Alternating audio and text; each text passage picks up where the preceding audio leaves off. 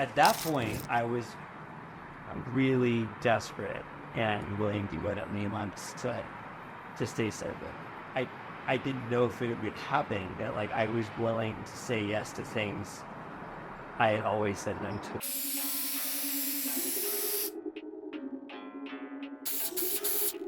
They at your auntie house.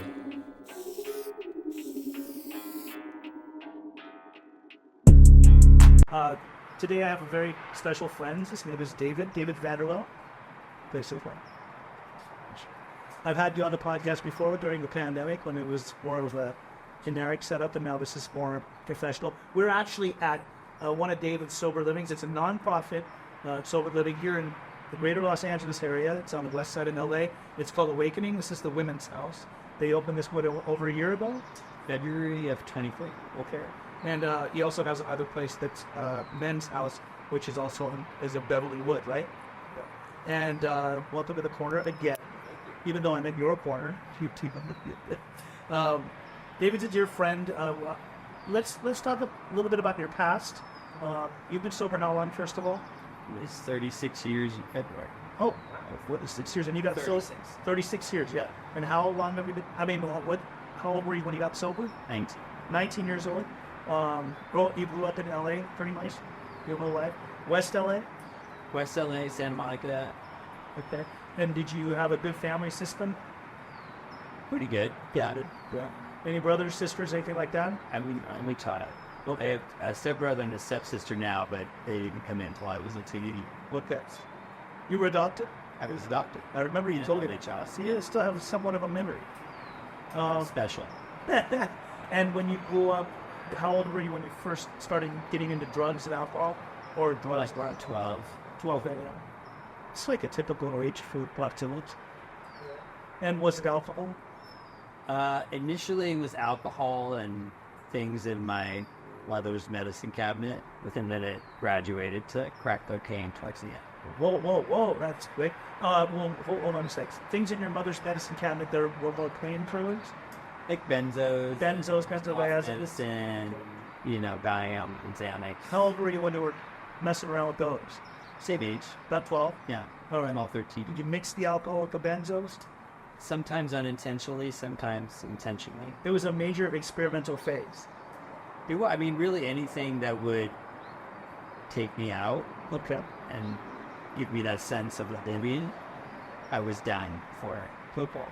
And then when you, later on in life, like your teenage years, were you a partier? Did you do like the typical high school partying thing? Or were you more of an isolator? Or how did you get down? Yeah, well, I went to Santa Monica High School. And so, back then in the 80s, it was,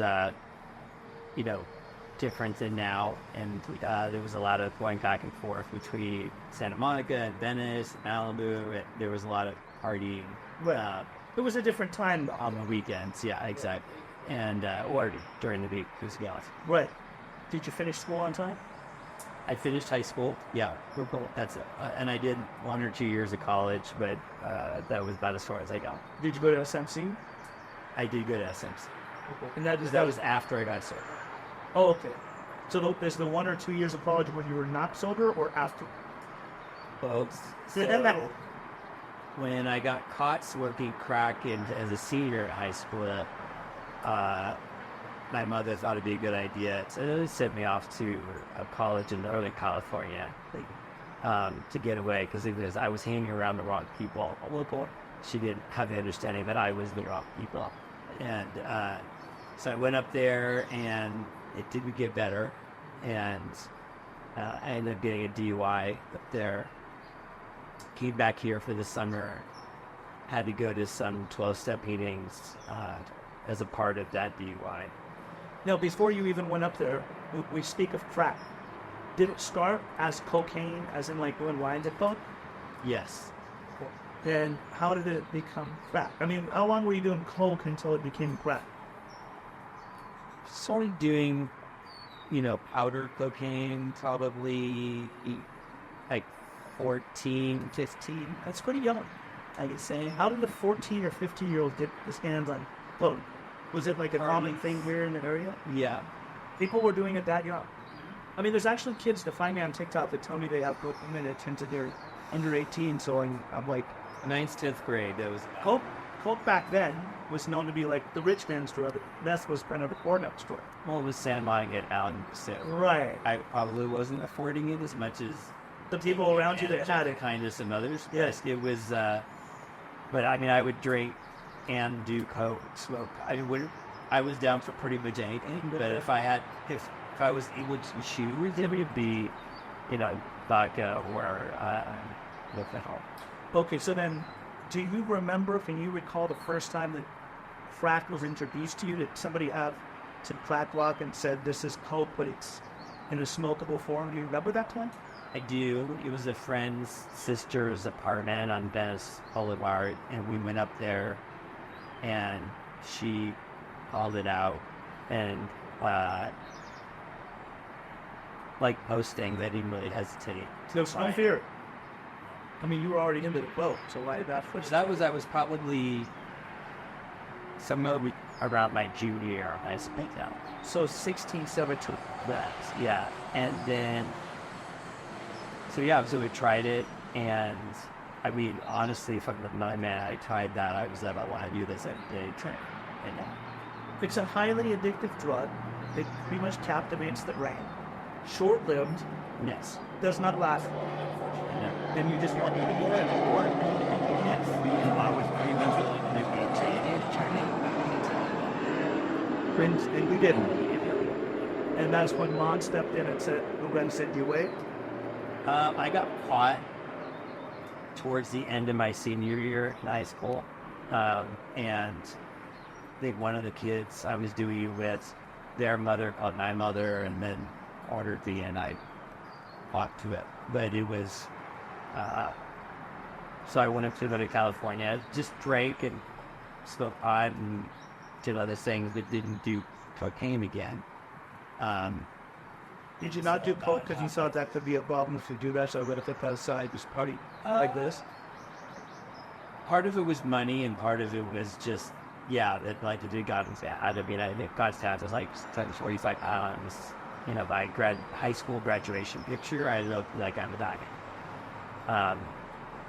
And so going up north, trying to start fresh, watching a fraternity, doing all that stuff, and I was trying to create a new start for myself, but my deceased LA Carroll was to it, where I was doing things with, and so it really came back.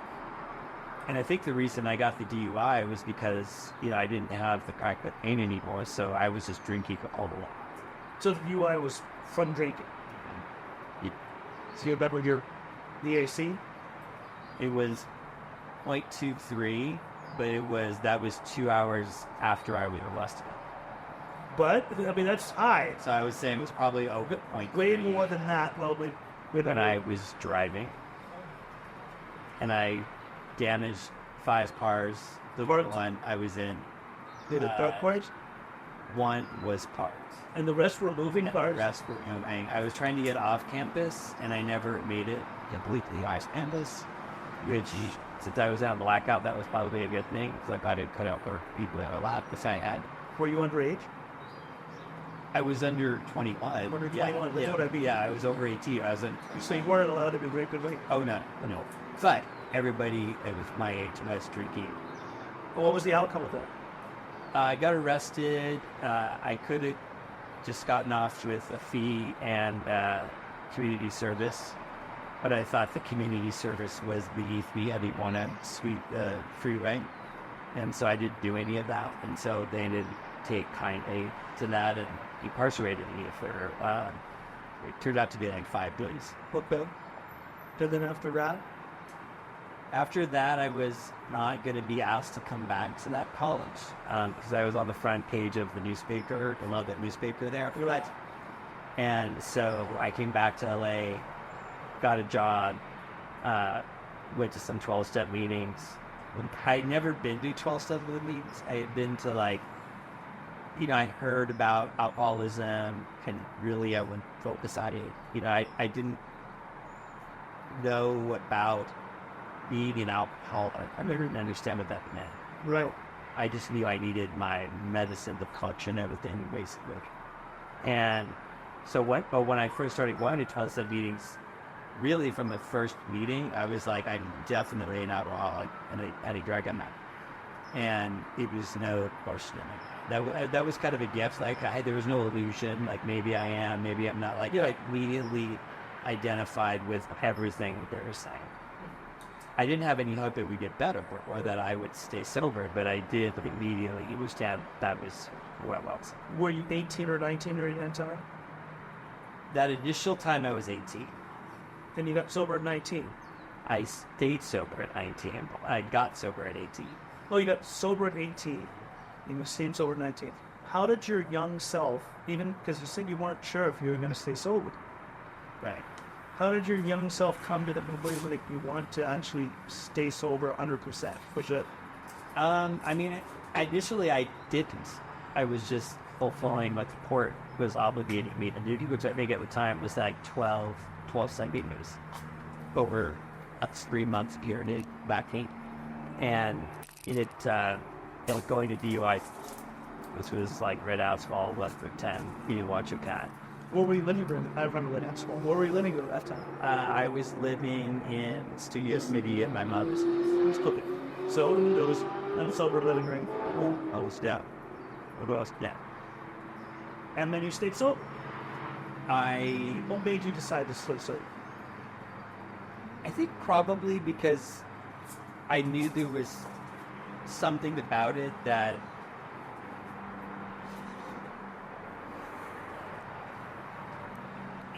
part of me knew I needed if I was going to live.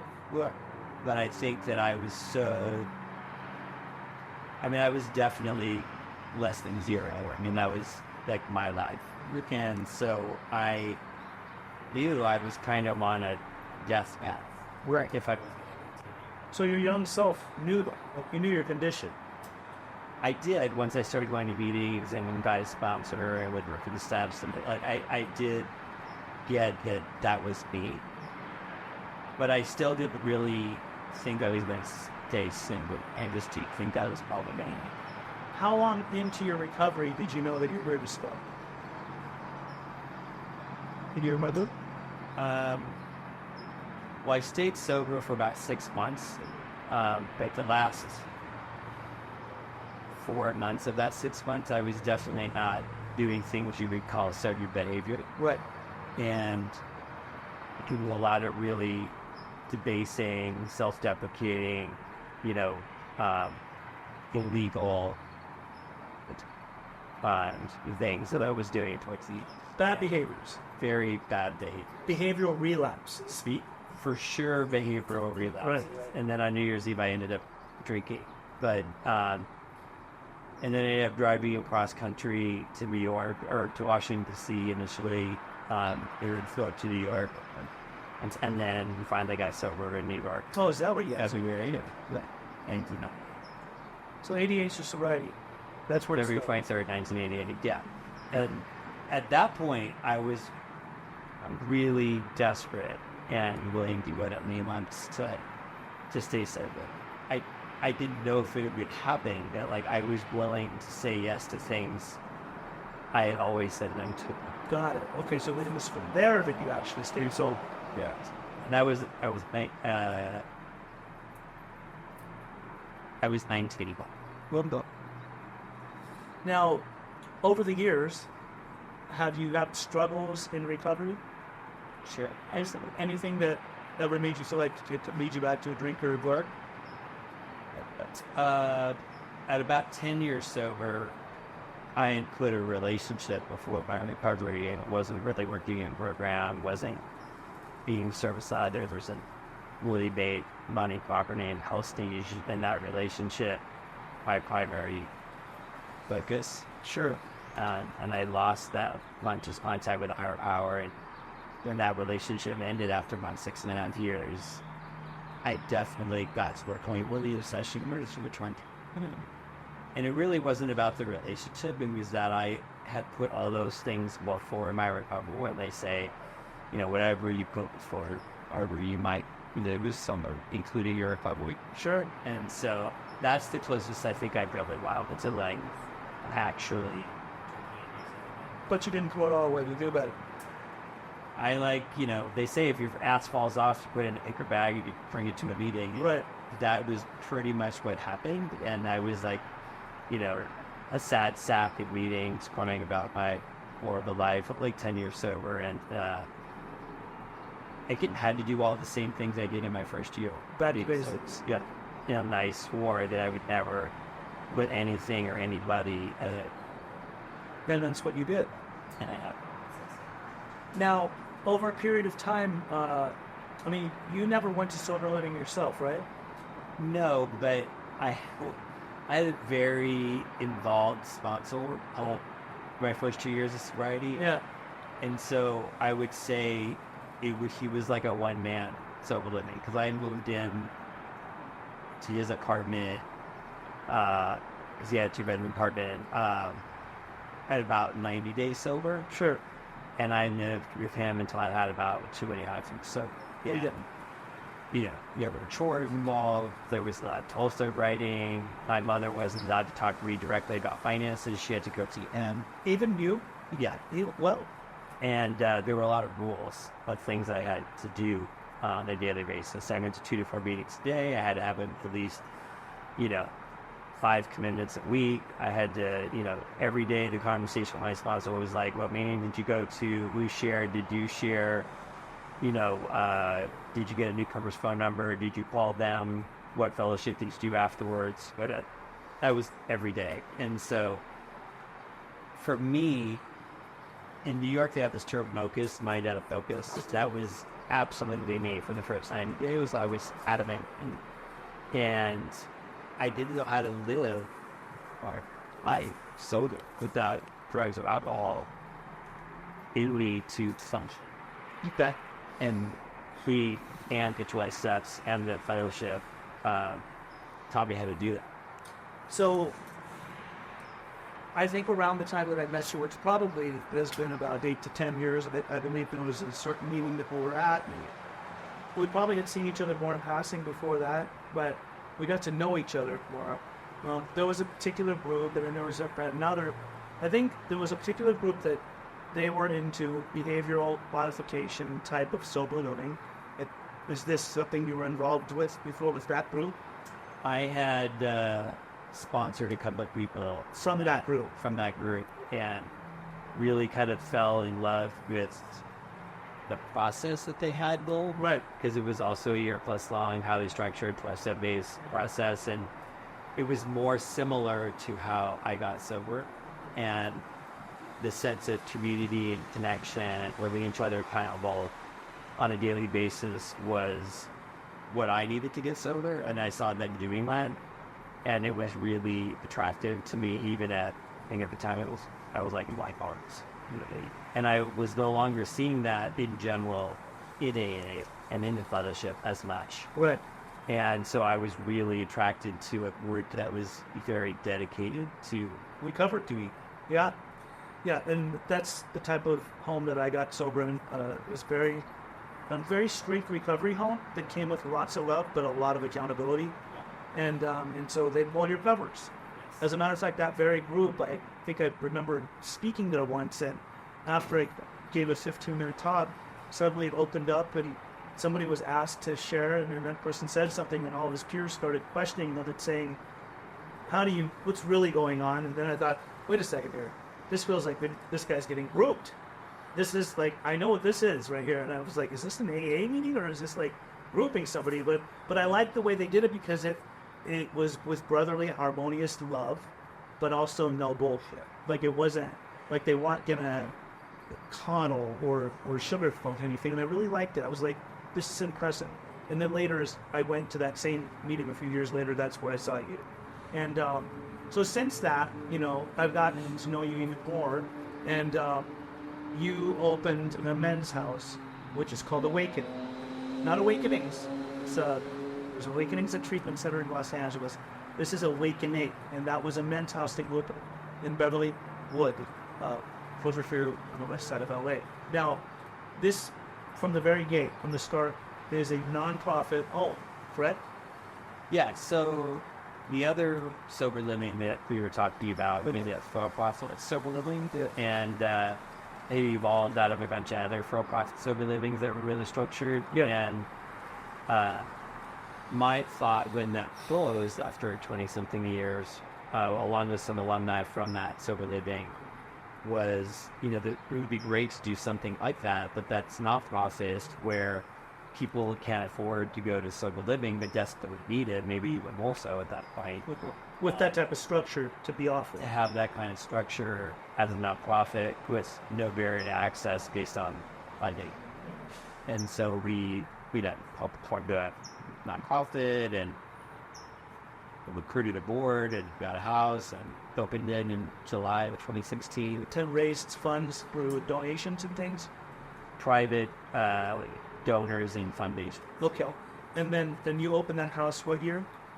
July of 2016. 2016. So it's been open now 8 years? It'll be 8 years July 1st. Okay. Now, does it function, as far as the house goes, listen, this is really, really cool, because I've seen products of the Awakening House in the community.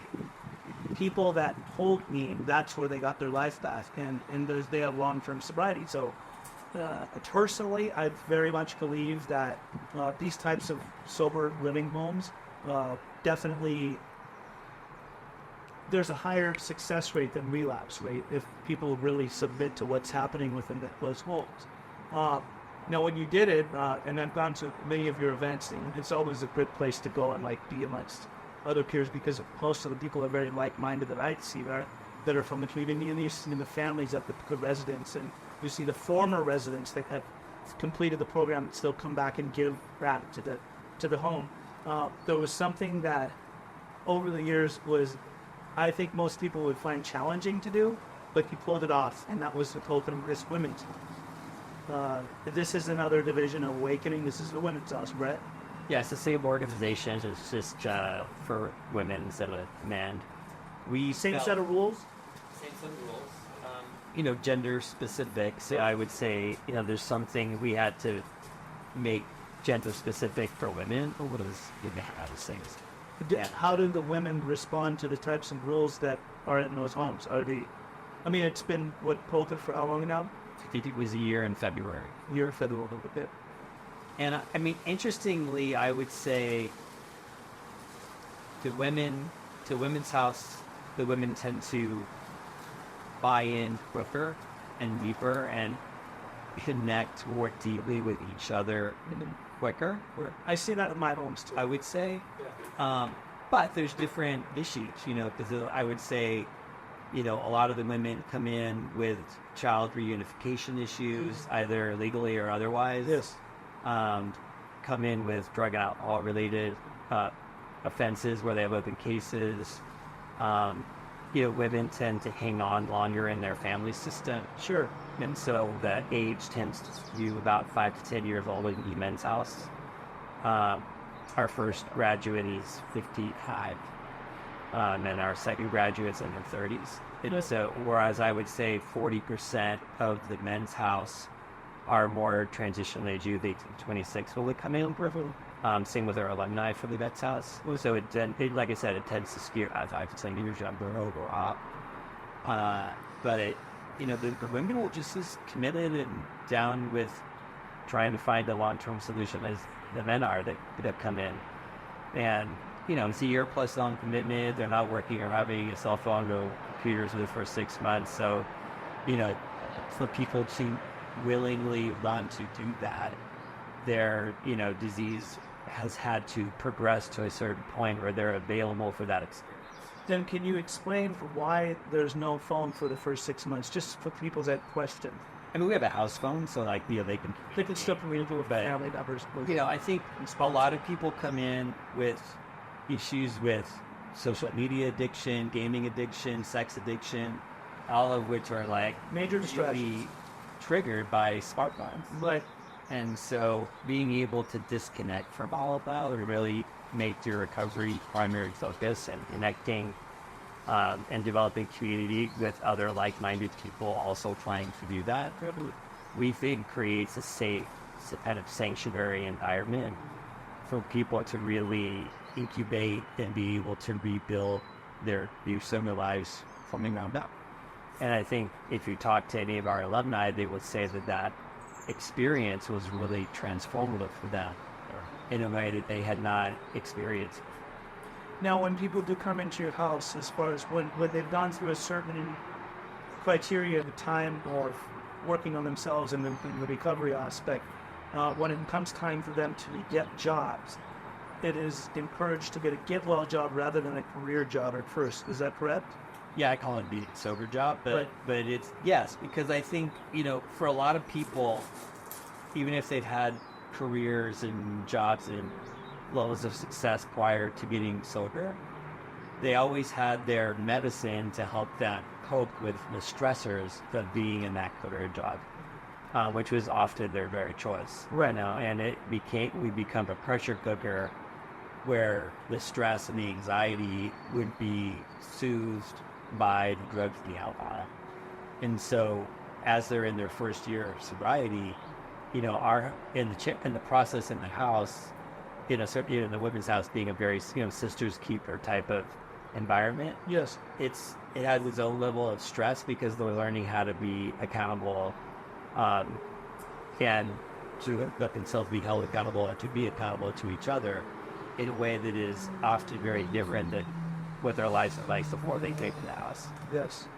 Usually as a result of their, the progression of their substance addiction, but also as a resulting LifeWorks trauma and a bunch of other things. And so the Getting Sober Jobs piece is really intended just to help them balance their new lives in the house with their life out of it. But With people who aren't necessarily best in their corporate job, they just want them to show up and do a day's work for a day's pay, don't really care that they're sober. right. And so it often being in an environment where people aren't sober, and that, like a restaurant or, something like that, or Starbucks. Sure. And so that is hard in and of itself for people to have a Getting Sober job and balance their responsibilities in the house, which is why we don't really want people going back to school or having a career job while they're in the structure. So that they can learn the structure and incorporate it to their lives and then eventually seek a career once they're finished with the program? Yeah, it's meant to be a very sort of incubation, Self-searching. initiatory process Sure. into a sober adulthood. Yes. Yeah, regardless of what the age is. And then once they have that solid foundation, and are able to have the coping skills or the survival skills to be able to live sober, with the help of their sober support community, then great. Go back to school, start a new career. A lot of times people, the job they say they want to go back to when the vehicle is not anywhere close to what they want to do once they're graduates, because their whole lives have transformed. So total. Their minds have expanded to other ideas. Their priorities, their values. Exactly.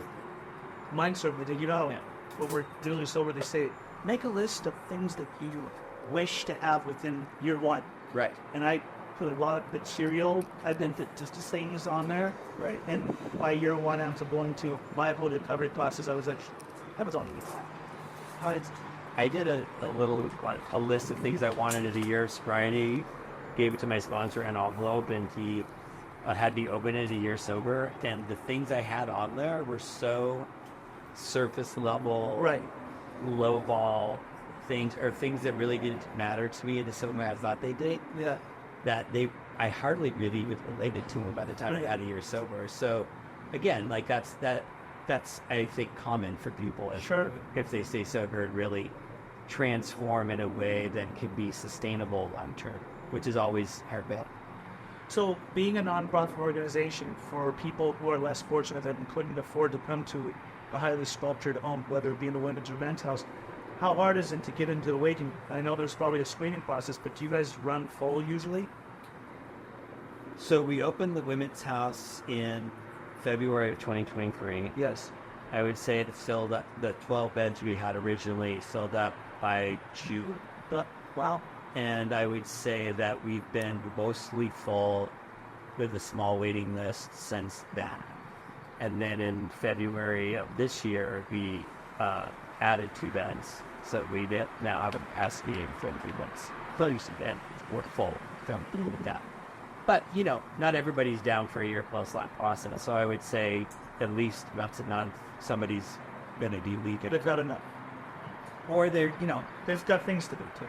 Look, our hope, regardless of whether someone's in the house 1 month or staying to graduate, is that we've touched them in such a way that they at least understand the value of long-term recovery and what that is, even if they're not ready to do the work to achieve that. And so that is really our through line from the beginning all the way through graduation. And so, yes, I would say, that people don't stay, but hopefully we're planning to see so that when they are ready that they can do that. But I think, look, nobody really comes to one of our houses without having chronic and acute substance addiction. Nobody comes here because they drank too much one night and tried to be whack. Like, that never happens. But so on the one hand, that can create the desperation and willingness for someone to want to stay a year plus long and graduate and really transform their lives in every way needed to do that. Right. Some people, they're not ready to do that even having reached that level of progression. So when people leave here, typically they're leaving to read. Yeah. And I know. Because again, it's not like, and they always say they're not going to go relapse. They're lawyers who are married with kids that just drank a little bit too much and, they're going to leave and, they're going to be fine. Right. By the time people get here, they're like sliding in here. And so if they're not staying to graduate, unfortunately, oftentimes they're leaving to relapse. And the tragic part of that, since COVID for sure, is that, the overdose rate has skyrocketed. Yes. With fentanyl and benzodiazepine and things to go with. Sure. And it's not just an accident anymore.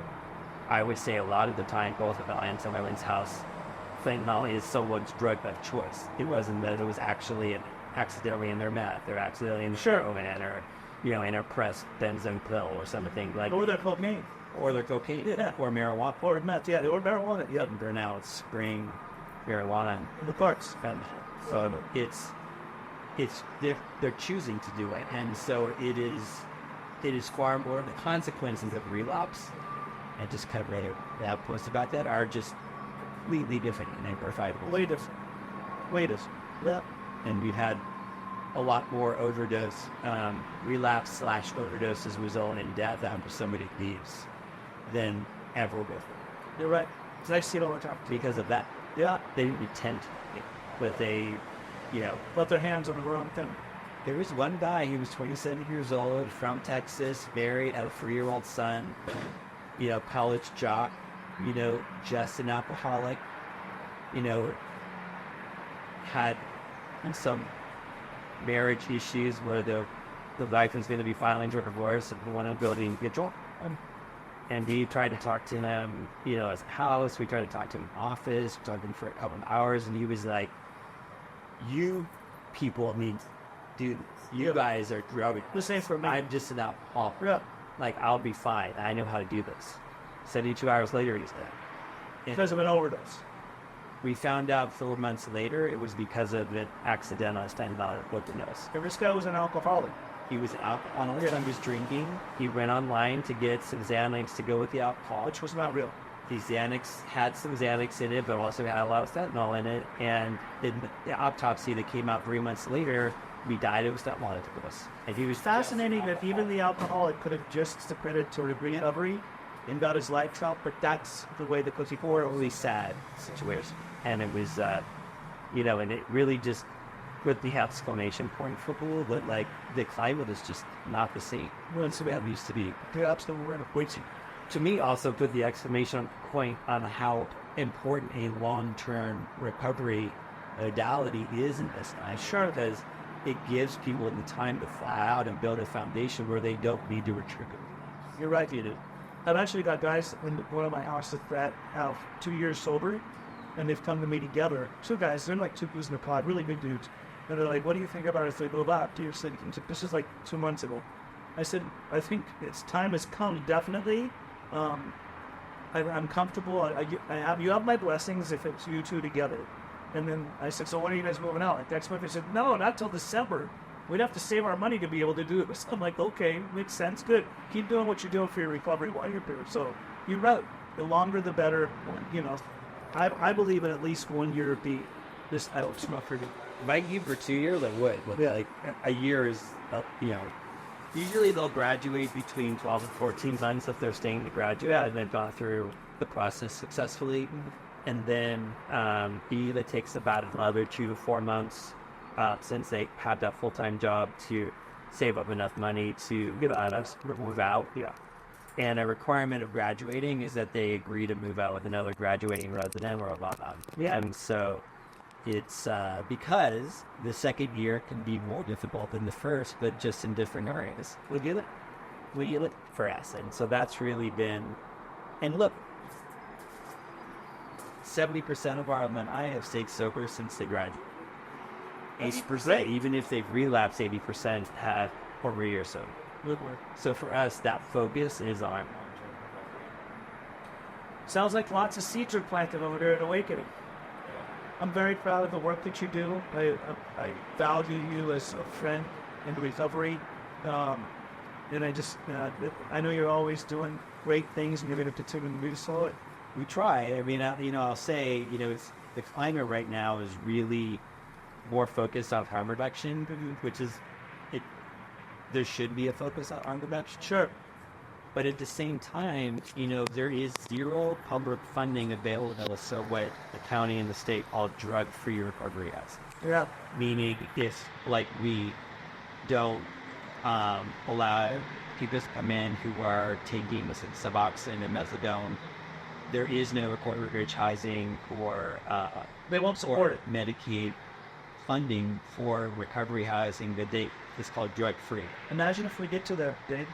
I mean, it would be great. I mean, there's some legislation in the works right now, but, it also puts the exclamation point on why, being a nonprofit, we're grateful we have on us currently, one of those challenging, but now, private donors and foundations to support this with a lack of that public funding.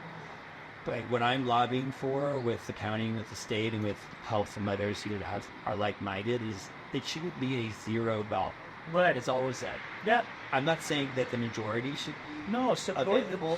It should not be a $0 number. That's all we're asking for. And it's been incredibly grateful to have the women's house now. Our first graduate in our women's house is the mother of one of our men's house graduates. And they used to do flat house together. Wow. And it was very unlikely he was going to come to the house eternally soon. Yeah. And it was very unlikely she was going to come into the house in her early 50s. And, now they're both alumni. He was able to give her a cake for her 1 year. Wow. She was able to give him a cake at the men's house for his 5 years that he decided to make. And it's just, I can't express how incredibly gratifying it is to be able to now help that whole family, and that just it's awesome. It really is a family disease. Yes. But it is also a family of recovery. It's awesome. It's everything to you right there. Well, this has been great. It's been good chatting with you again. I want to actually get the gentleman that helps you immensely, Greg. The director. The first employee 8 years ago. Yep, I remember. Thanks for talking to me today. Absolutely, thank you. And if anybody wants to look up Awakening, where can they find you guys? We're on the web at awakeningrecovery.org. That has our phone number and ways to contact us if you need to. We're also on Facebook and Instagram, so you can find us there as well and get the same numbers that way. Very good. Well, thanks for having me here, and thanks for being on our sort of United States.